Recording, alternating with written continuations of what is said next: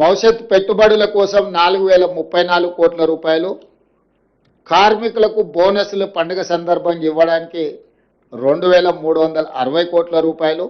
ఇవి 41,000 పర్మనెంట్ కార్మికుల కోసం ఈ బోనస్. అదేవిధంగా సింగరేణిలో ఉన్న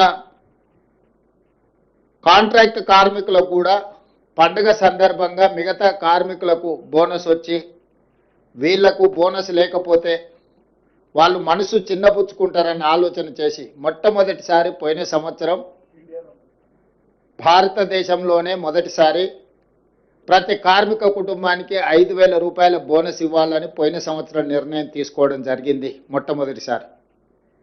ఈసారి 5,500కు పెంచి 30,000 మంది కార్మికులకు దాదాపుగా 819 కోట్ల రూపాయలు ఈ కాంట్రాక్టు కార్మికులకు కూడా ఈ పండుగ సందర్భంగా బోనస్ ఇవ్వాలని మా ప్రభుత్వం నిర్ణయం తీసుకున్నది.